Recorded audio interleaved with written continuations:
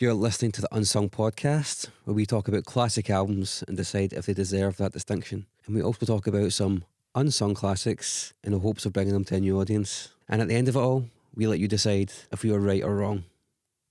This is the Unsung Podcast.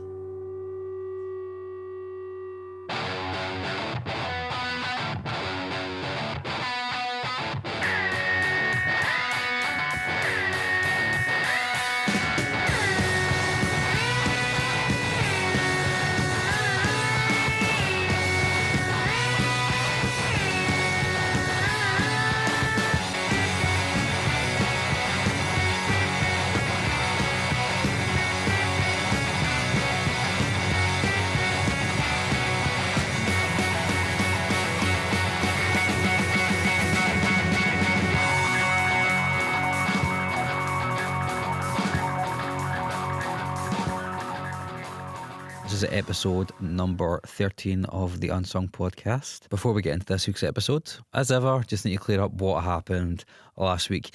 And last week we spoke about Cool to Be You by Descendants. And punk fans, you didn't turn out for this one either. What's going on, man? It seems like everybody just likes weird records or really dark records. This is not that dark a record, and this didn't get as many votes as some of the others. And as a result, it was voted by the public that it would not make it into a discography. So Descendants, so sorry, but this record is not the one that goes into discography. Maybe we'll do another one at some point, who knows. But moving on, shout out this week goes to Fraser Stewart, who donated a very fat sum of money to us. And man, that's frankly an unwarranted amount of money to give to us. But thank you so much anyway. It will go towards our microphone fund, which is getting a little bit larger. So if you want to donate yourself, the information about that will be buried somewhere within this episode. Now, on this week's episode, we are talking about another heavy record. Now, it's not a metal record, although it kind of is a metal record, but it's not metal in the way At the Gates was. This week, it's definitely one that we think is unsung, and it is Carpe Diem by Will Haven.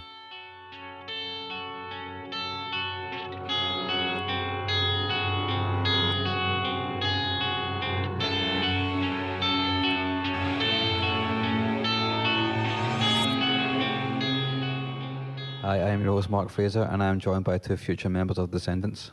To my right is Chris Cusack, who at first will have to quit his role as lead singer in Nickelback as well.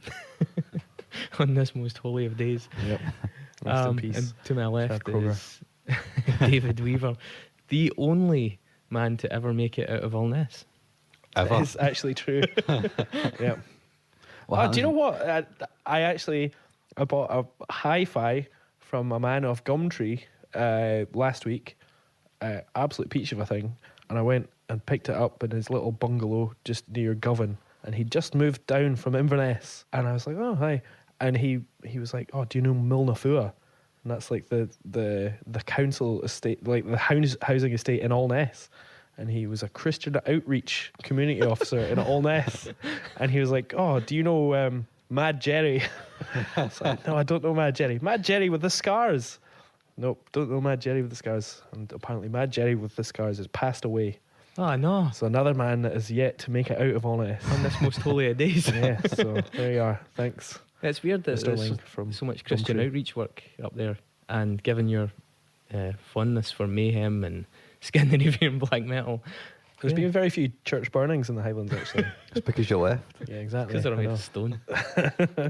I've tried, just can't get it to take. He's sitting there with a bic for ages. Just How's it no catching? splash it with some Mad Dog.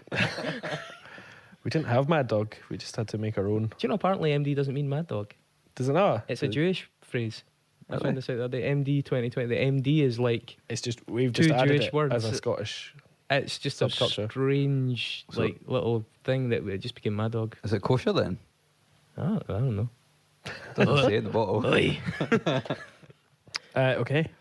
Ethnic slurs out the road. I mean, you've been pretty slurry about the Highlands. So Oh yeah, it's true. You're hardly a race. What are we talking about this week, David? Sub race. we're talking about Will Haven and their album Carpe Diem, which One I of think you'll many, find is actually. Roman. It's Roman. Yeah, it's Latin. Latin. No, it's not. It's Roman. The Latin road. All roads lead from Allness. To It means seize Romania. the day, I believe. It does mean seize the day. Mm-hmm. I Sorry, remember was that your fact? It's not really a fact. I think a lot of people It's know definitely a fact. that. Well, it is a fact. I remember my friend had a Homer Simpson pencil case that said Carpe Donut. Seize the donut. Oh, right, okay. Yeah. So, Ah. there you are. Clever. Anyway, yeah. Carpe Diem by Will Haven.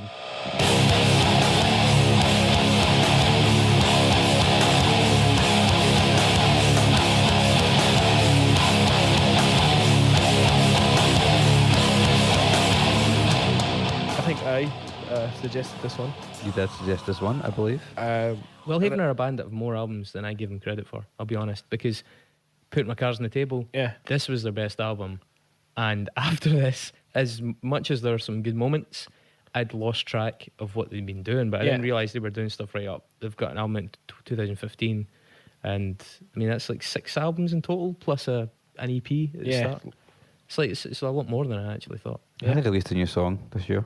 They've released a new song Oh, really? a week ago, Oh, wow. and it Okay, features Steve Carpenter from the Deftones The Deftones. on guitar. Funnily enough, he's co-written the first track on the new album. No, He is they're on pretty the tight. guitar. They're part of the Sacramento crew, along with Yeah, Jonah and which- Far.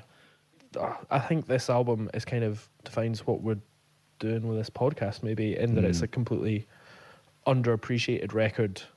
It's a record that doesn't really fit in any genre. The band never really got that big, particularly compared to their contemporaries. You know, They got some good Deftones and tours, Far. but yeah, they never really got the attention themselves. Not got the hook.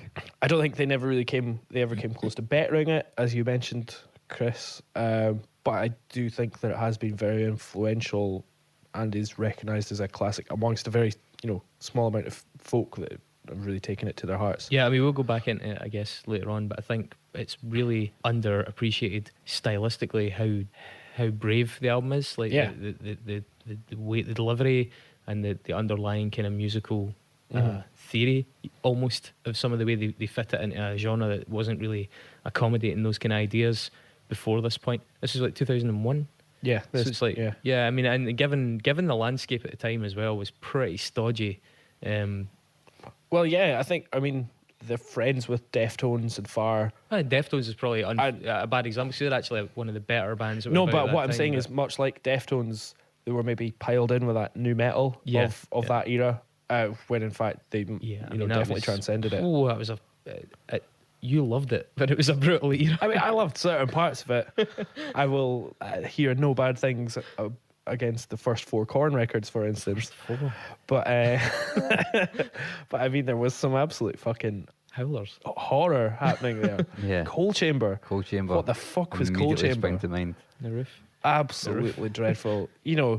But there's so much money being sloshed around then. If you're from LA and you had a guitar and, drop B, then you were getting $1 million, pretty much. It is the last great huzzah of that industry at that point as well, Yeah. for all the streaming stuff. But it was really interesting because that's the era that I got into this, and I heard Will Haven first time. It was on the first ever Kerrang cover mount CD that I ever had. I Have Seen My Fate. Is that the tune? No, it wasn't. It was Was it not Carpe Diem? If She Speaks from the second record.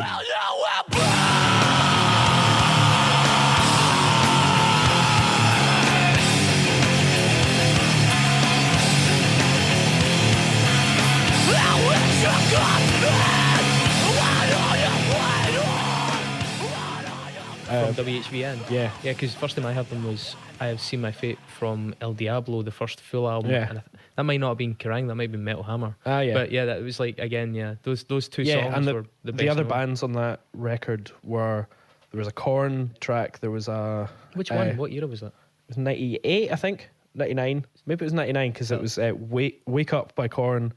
Then there was Rage It's Against the after Life Machine. is Peachy then, right? Issues. Aye. It just came out in 99, yeah.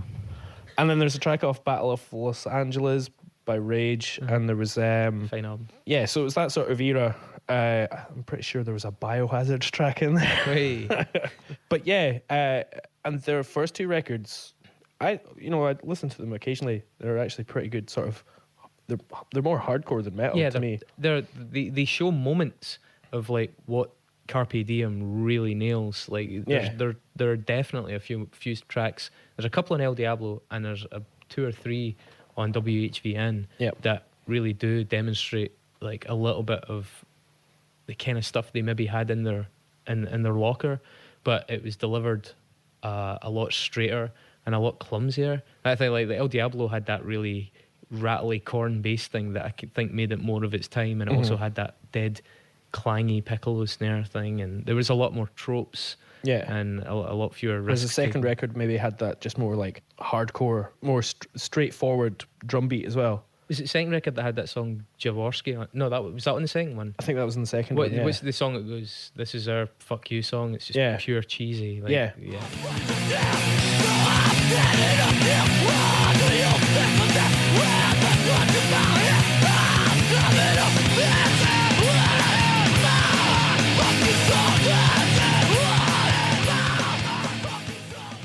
Yeah, then out comes Carpe Diem, and funnily enough, this track Carpe Diem I heard first on another Kerrang cover my CD. Yeah, I first heard them as well. And I didn't know what the hell it was, because it was heavy music, but it was heavy music with this one note, and it was stripped back, and it wasn't like anything I'd heard before, really. It was, you know. And the time signatures in it as well were like, not so much the time signatures, but the accents in it. The swing that it was played with was really odd for that kind of music.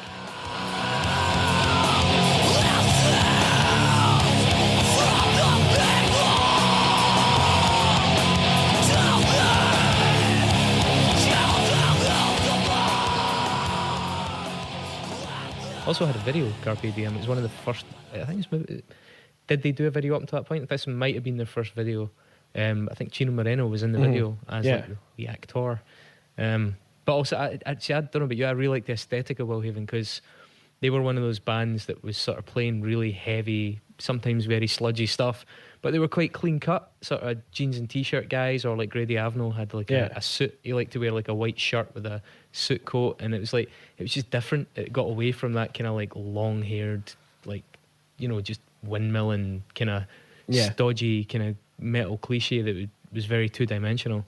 And there was something refreshing about that you could play that kind of music but not have to, you know, subscribe to so many other things that were just a bit SOTT sort of machismo thing. Yeah, absolutely. Yeah, they were another band that seemed to, maybe as part of that Sacramento scene as well, with Far and Deftones, sort of shun a bit the macho side of it. Yeah. You know, the new metal was pretty bad for that.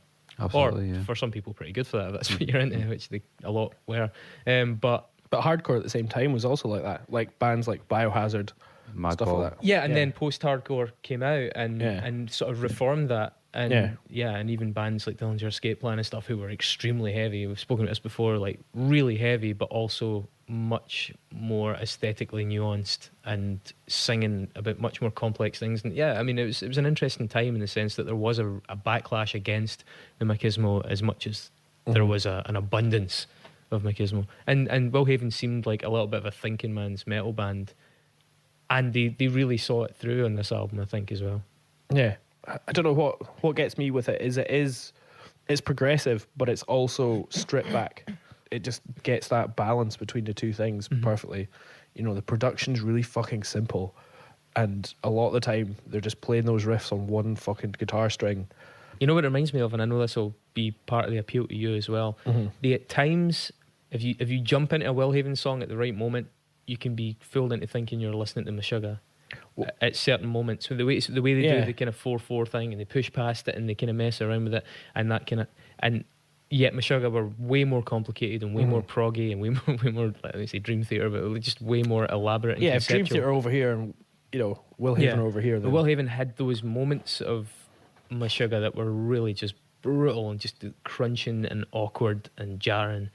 But as you say, it was much more stripped back. It was much a more punky approach to it. You might be in the mosh pit, but you might be not quite sure how to mosh.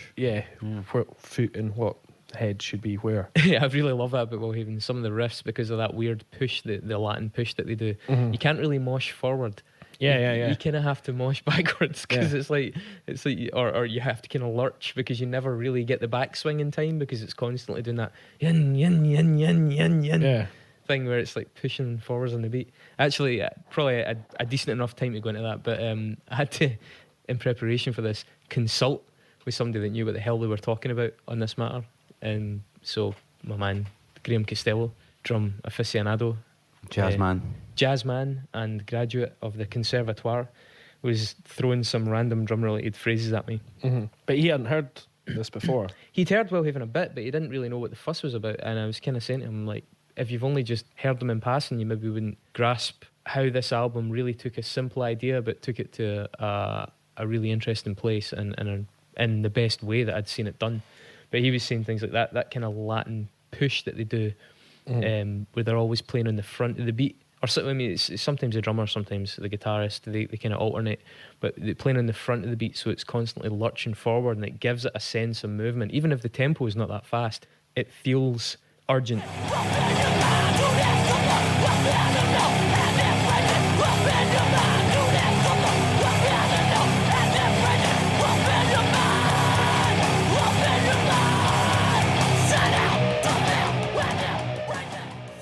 And I think it's a technique that I think Meshuggah use quite a bit as well, where actually the underlying time signature can be quite simple. It can be quite 4/4 sometimes. Most of Meshuggah stuff is 4/4. But it's based on these like counted out patterns and strange placings of the strikes.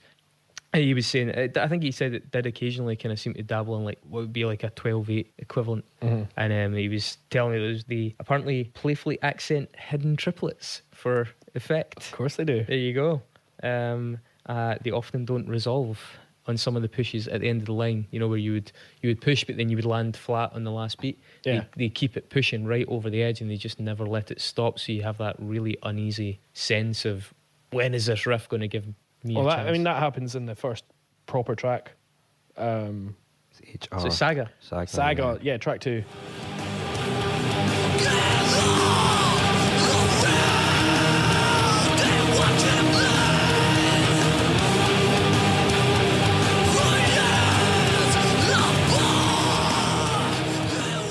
You know, it kicks off and you're like, oh, this is, you know, pretty hefty hardcore metal stuff, and then that strips back to that just one note riff, and you're like, oh fuck yeah. They've taken this back to basics, but they're also pushing something with it. They stretch the intervals in the beats a lot of the time. And then also you think that's the heaviest note you've ever heard, and then they just drop it down another note, and you're like, it's really cheeky, but it's a hell of a payoff, isn't it? Yeah.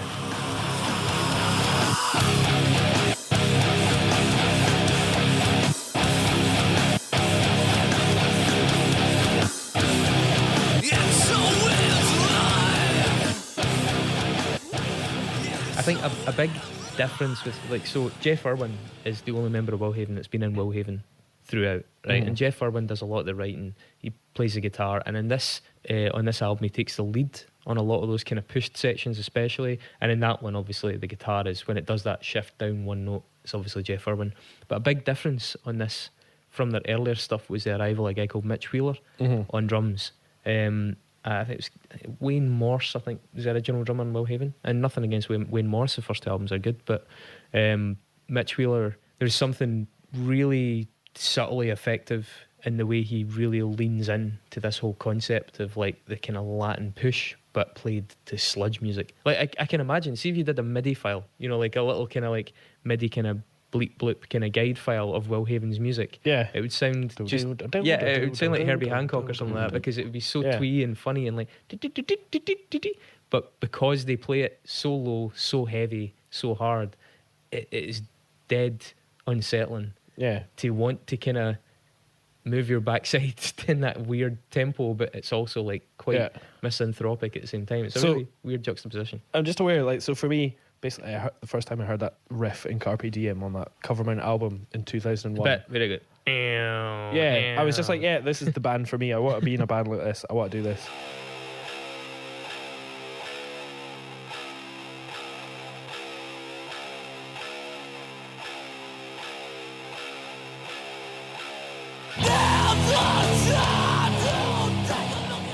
Mark, it took you a lot longer to work out why I like. Where are you on this, Mark? Because I still. You were on the fence. I was on the fence, and I don't really like it that much, to be honest. It's not what your neck was telling me in my car. No, let's go back a bit. When we originally recorded, I think this is a hangover from Descendants pasting that you got last week. When we originally recorded this podcast, before it was lost in the digital, domain, maelstrom of nonsense, I didn't really get into this record But which is interesting because you've been in bands that I've sound been like in this. a band that sound exactly like this, and I really enjoy playing this kind of music. Yeah, Like the element you're talking about with that constant push, like there's something so it's quite primal. not only is it just quite primal, but it's really weird to kind of be playing something which is effectively quite simple as a guitar or bass player, but it's just get like a weird feeling to it. Do you know what I mean? Like a weird kind of energy to it, which you don't really get elsewhere. Yeah, it's a really simple idea. Like that's the weird thing. That I mean, there may be other examples of bands that have done this. I certainly don't know any that have done it to this success, but that Wellhaven are the first band I can think of that took such a simple idea and did it in this fashion is pretty striking, considering this was relatively late on. You know, musically, I mean, guitar-wise and riff-wise, these are basically new metal riffs that are just played differently. You know, it's the same tuning, basically the same guitar tones, essentially. They could also be stoner riffs, so it depends really on the accents. I mean, they're quite... Yeah, it's quite doomy. It could be... Yeah, the accent changes it though, because it's essentially the exact same simplicity you would get in no argument there at all. In a new metal song, you know, and that's for me what I found really refreshing about it. And it's weird you were saying earlier on, somehow this band never quite got there. I don't know, for me at that age, if I'd been listening to a lot of new metal, I'd be looking for a panacea, I'd be looking for something that's a bit different, right? I would. Obviously most people weren't, because this band they had the opportunities, they played with the bands.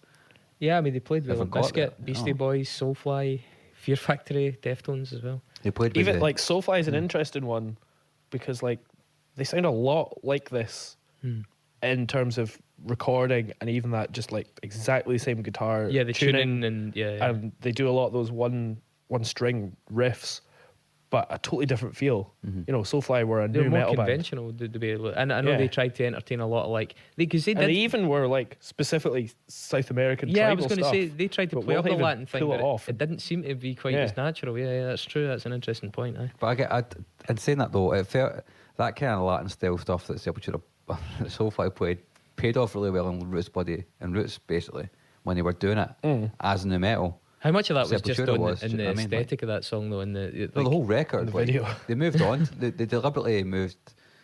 This is a different podcast, but they actually went to like back home to Brazil and then spent a lot of time playing with like tribesmen, playing like that primal music. Yeah. You know, and they in turn, apparently these people in these tribes were actually really happy to see just like to them foreigners, even though they are from Brazil, like come in and wanting to know more about this kind of culture. You know, and it doesn't feel so rote on that record as it does, you know, on Soulfly shit. And it's weird how this has the same flavour but is a completely different taste. See, I think one of the reasons though that there's maybe two. Like Wellhaven turned down a lot of tours because they said there was no point in them doing. I think they got offered a 9-month tour with Deftones or something at one point, and they said there was no point in them doing touring of that magnitude when, as Grady I think said, there was no danger that Wellhaven were ever going to write Be Quiet and Drive. They were never going to write a hit single, so he was like, they could bust their ass and sacrifice all of their family life, but would ultimately... They were always going to be an underground band. Never, yeah. They were. It was too challenging, the music. It was too obstinate and weird and unsettling. They didn't even have, you know, a Roots Bloody Roots kind of breakout single, you know. And I think they were bigger in the UK than they were in the USA. Maybe some of those, the influence of some of those cover discs. A number of times we've talked about how we heard a track in a cover disc and stuff. They played a big part in Wellhaven breaking through here more than they did initially in the USA. So I think they always did reasonably well over here. I believe there's actually like a kind of a little bit of folklore. One of their or two of their shows and one of their tours got cancelled. And they cited Grady's wife, who was in Paris at the time, some kind of like personal problem. So Grady had to go and see her. And I think they were covered by people from other bands like Skindred. I think like Simon Neil from Biffy Clyro and Craig B from Aerogram did the Glasgow show. Yeah. And there was one in Newport as well. But I think... But that just shows that, you know, over here, you know, all the guys in bands, all the folk in bands were at that show. And they were a band's band, yeah, definitely. That's an interesting thing when you get a band's band. It's like the musicians recognise, man, these guys are doing something really interesting. And quite often... another band is the one that popularises that sound. Yeah. You know, and fair enough. I mean, everybody's really just a combination of their influences. But I think, I think that, I mean, they maybe had a point. It was hard to imagine how Wellhaven could have released a commercially huge album, given how they sounded. Certainly the stuff they've written since isn't bad. I think the recording quality varies. Yeah. But it's never shown any potential. And it definitely goes down more that sort of yeah. specific doomy sludge. Yeah, it's thing. exactly. It's not like they came out of that. It's like they seem to have stayed more. Funnily enough, I was at Boris and Amun Ra last night at St Luke's, which is, you know, a very doomy sludge show, and I saw a girl wearing a Will Haven hoodie. I was like, oh, go on yourself. You don't really see much Will Haven merch ever. So, you know, she was aye. But I think a friend of mine owns all of it. Yeah, exactly. But funnily enough, I decided to look at like what like their sort of online streaming audience is, and it's so small. Yeah, like, I was looking at that earlier. Comparatively, well. they've got about, I think they have about 3,500 monthly listeners on Spotify. Compare that to Cave In have 14,000, and like Poison the Well have 40,000. Wow. Converge have 140,000. Yeah, you know, Will Haven are way down there. Yeah, that's interesting. I wonder, like, I mean, obviously it didn't exist at the time, but at the height of this album, for example, it'd be interesting to see where they might have sat. You would think they might have been closer to the kind of Poison the Well sort of level. Aye, yeah, exactly. Like that sort of, you know, 2001. As someone that admires them, like, or at least certainly really admired them on this record specifically, the fact that I didn't know they'd released 3 albums subsequently is okay. Maybe that's not a great sign. I know that the one that was after this, the Hierophant, Jeff Jaworski, who the song was named after, who's a friend of the band from Red Tape. Red Tape. He did vocals on that album, and I think the album wasn't really particularly well received. Actually, some of the songwriting on it's not bad at all. The recording on it is very patchy. Yeah, it's quite muddy. Yeah, and a lot of the reviews basically said no Grady, no Will Haven. You know, without Grady's vocal, people just weren't having it, especially not the purists. And if it is that smaller a fan base that you're talking about, or they're quite... If you've got 1,000 worldwide listeners. They're a band that probably would have benefited from being a little bit later and hitting their net a lot harder. Maybe. You know, before this album, I mean, they were a band though that had a little bit of crossover appeal because they were interesting, because they were a little bit more inventive and not quite as stodgy, and they had that different look. I mean, they were one of the few metal bands that like NME would cover. I think like before this album came out, NME were like teasing it a bit, like saying that supposedly Will Haven were like massive fans of Radiohead, and they'd said they were going to release like a double album where it was like kind of weird ambient drone stuff mixed with this, and there are moments of that in this album. But supposedly that was going to be, or that's at least how NME teased it. They were like, well, Haven are going to do like a Kid A for like sludge fans, you know, which ultimately never happened. But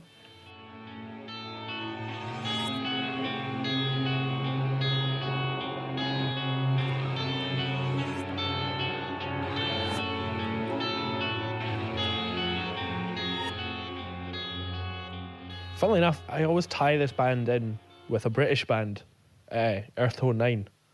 I like Earth Tone 9 were similar in that they had a lot of like interesting, you know, heavy, aggressive things going on, and some of it didn't work as well as you know it could have. Yeah, they were a bit too earnest, I thought. Like But also maybe they were just like in the wrong era as well. Possibly, yeah. I don't know.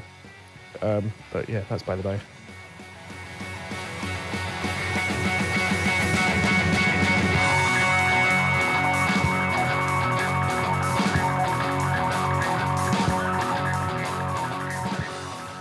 If you like what you hear and you want to support 3 guys just doing their best, and also this microphone absolutely reeks. It smells of fags and beer.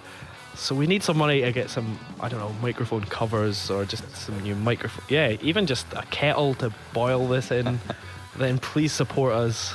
Go to our website. What's our website? www.unsungpod.net/donate. There you are. Please. I hate the smell. It's so dank.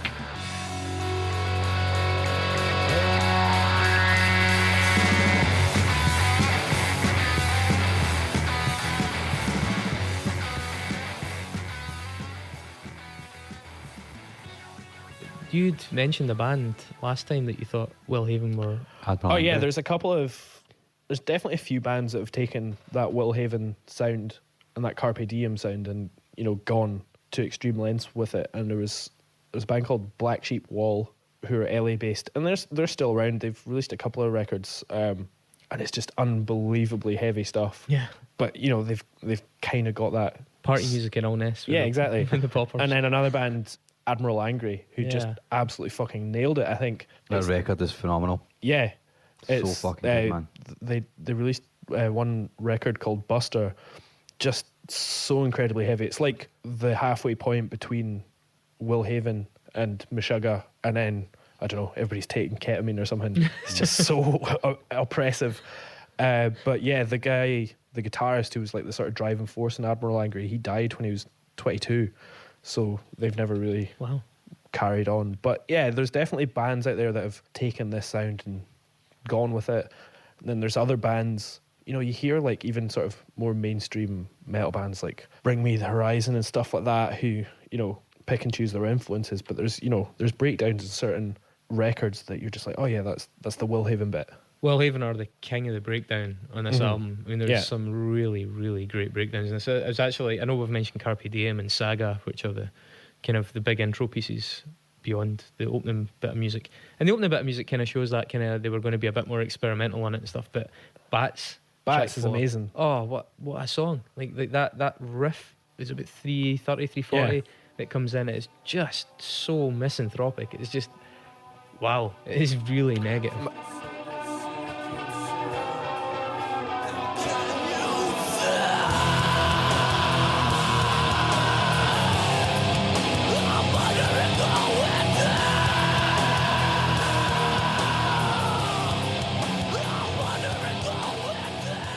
And to me, like that's their like Be Quiet and Drive. That, you know, the slow build, but it's still so fucking heavy and dark. And then like the last riff in Dressed in Night Clothes. Oh yeah, that's, you know, that's tremendous. Yeah, that's just a really uncomfortably timed riff. Like, how are you doing that? Like, why have you not just like thrown your instruments at each other?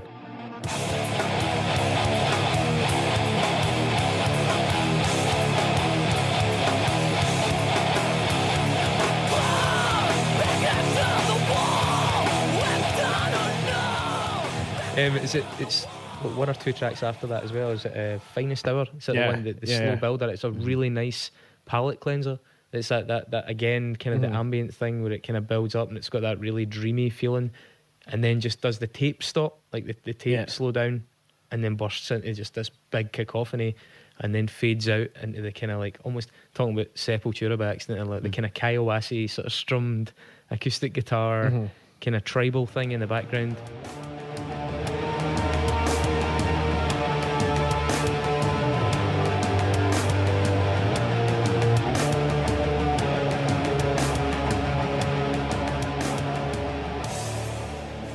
And then straight off the back of that into Alpha Male, which is a fucking beast of a tune, man. Brutal. Yeah, total beast of a song. Absolutely brutal.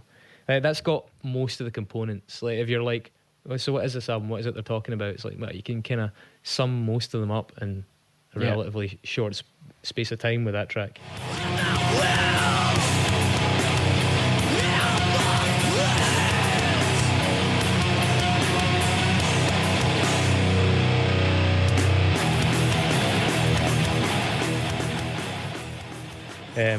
And Miguel as well, the breakdown at the end of Miguel, talking about breakdowns, is another total.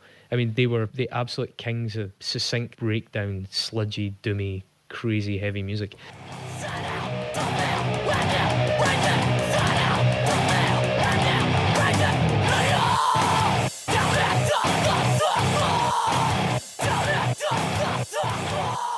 It was kind of hard to categorise them as well, because I was trying to like think like in a nutshell what to call them, and the most common ones were like noise metal, and there was some post metal. Yeah, but are they post metal? I mean, they're not. Yeah, it feels more cause... like Cult of Luna is like post metal or something like that. But yeah, I would say that they're a difficult one for that. I think noise metal felt them. Yeah, it's hard. They're hard to categorise though, and that's. I mean, because they have like noise, that kind of unsane cherubs, kind of like pure racket. They have that vibe, but then they are much more metallic. So I guess that feels like probably the only label that would be close enough to justify use. But I mean, I think this is a tremendous album. I don't think it's. Are we coloured by it because we listened to it back? I would say you are.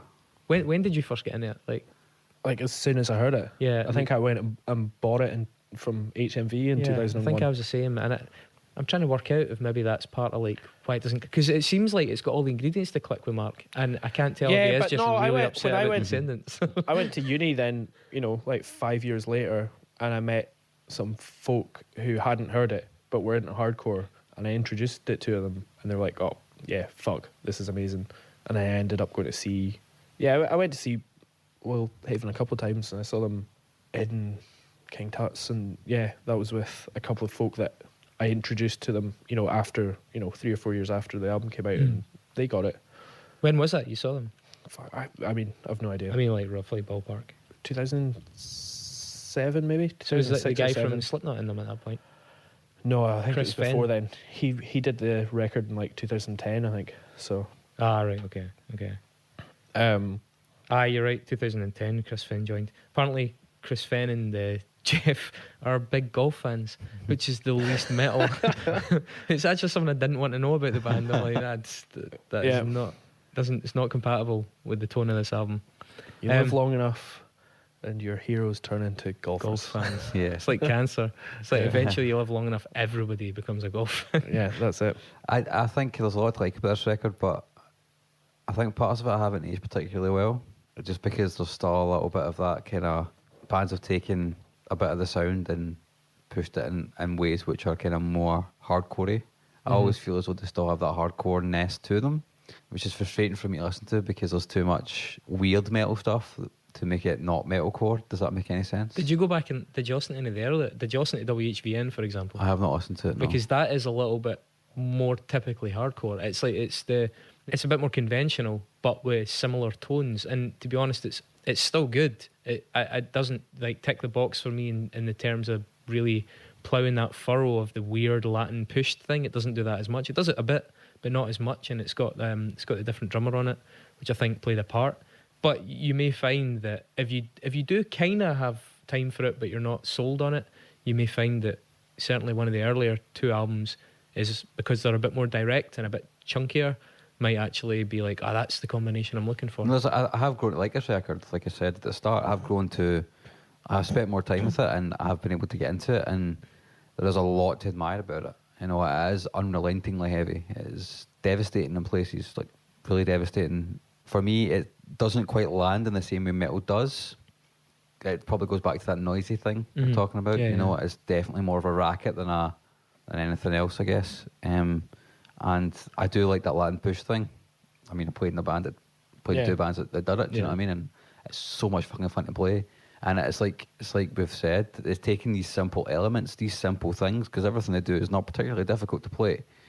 All of it, moving it to the right or the left a wee bit. Do you know what I mean? Just taking it off kilter a wee bit, but not too much. They do this weird thing where it's almost like they've taken a drum beat. See the way the drum beat comes in just behind the beat, or the guitar stroke comes in just behind the beat. It's almost like they've played it backwards. So if you can imagine some going vin vin vin vin vin vin, it's just almost sounds like it's running backwards because they're just landing just behind that beat each time. It's a really odd technique, and you're right. It doesn't sound like it would be incredibly hard to play. I'm sure it's not easy to play, but it doesn't sound like being incredibly technical. But I love that about it. There's a punkness about it because it is the ingredients are quite simple. There's no tapping solos. There's no harmonized solos. Yeah, it's really, for me, it's quite similar in a way to Botch. But well, they're what quite Botch technical, do but is pared very back. A lot of bands couldn't pull off anything that Botch did, or some of the stuff at the end of We Are the Romans, where they get really into their kind of like the more down tuned stuff. There's some similarities there. Let me say, not a lot of people can play this either. Like of previous incarnations of the bands I was in, we'd tried many different drummers, and a lot of them can't get this. That is the trick right there. It's been able to find that. It takes groove. Yeah. Like that kind of drumming. That's kind of what I mean. And no disrespect to Mitch Wheeler, I think his name was. The first two albums are well played, but there's a bit of Latin groove in that, and that it sounds like Jeff Urban was really trying to get this into their music for a while, and it just when the second drummer came in, that it just clicked, and this was a guy that could do what he was asking him to do, and they were able to alternate, you know, the kick drum pushing the beat or the guitar pushing the beat and stuff, and for me, it just gave it a really distinctive, significant ingredient. And they only really did it this one time. Like I said, they never really progressed this sound, or at least to date, and it just sits there in history for me as this little anomalous but strangely beautiful, dark, ugly bit of music that was just really nicely rounded. It's a great length, 10 tracks. It's just enough in every way. It's the aesthetic of the album is very simple. It's just something really understated and really effective. And I do think it's a musician's album. I would definitely agree with that, yeah. I mean, I do think, I said it before about another record, I said about the Portishead record, but I do think that this discography would feel worse off if this wasn't in it, because there needs to be representation about not just stuff which is pleasing or challenging, but stuff which is also specifically both of those things. Yeah. You know what I mean? That fulfill both criteria. Yeah, I think that's what upset me about the reviews that we talked about in the Portishead episode, where people were like, oh, you can admire this album but you can't enjoy it. That's probably the same could be said about this record. Yeah, it's like, surely you can do both. You can admire it and enjoy the fact that it's making you uncomfortable. I like hot food. I like overly excessively hot food. It's like, yeah, it's some pleasant, but that's why I like it, you know. I mean, I think what defines it in my head sort of unwittingly is, I mean, I just love making playlists, and I also love thinking of bands that I want to start and then never starting them. So I make a playlist. I've been in that chat. I make like a little playlist of, I want to be in this band, and these are the 5 influences. Pretty much always, no matter what, if I want to do a fucking post-metal band or a black metal band or anything, I always put a track off there. I always want Willhaven to be a cornerstone. It's basically like a cornerstone of anything I would ever want to make as a musician. Yeah. So no matter where the music goes, you want it to come back to that. Yeah, I want to do, if I end up making a fucking folk tronica jazz record, there'll be a fucking breakdown at the end that sounds exactly like Alpha Male, and I'll be like, yes, I got it in there. Jackpot. Well, it's like a defining part of what I am musically, and I can't get any more. I get that with the second Rise Against record. Everything that I ever do always comes back to that. Somehow always comes back to wanting to make that particular or have that element of that sound in it, you know. And so I totally understand like the feeling, but and I actually came out the same year as this as well, which is weird. I was definitely the punk kid. What's your defining bit of you, Shellac? Why do you say that? I don't know. Is it because I'm wearing a check just shirt? because you always want to have beefy bass. Is it because I get in arguments? Just because you like beefy bass tones. I don't think Shellac have got a particularly beefy bass tone. Unsane's got a far better bass tone than Shellac. Yeah. I would say, no, if it was for me, it would be Jesus Lizard. Yeah. That's true. Always come back. I would put you next to Jesus Lizard. Yeah. There you go. In a nutshell. There you are. Reduced ourselves down to like one record.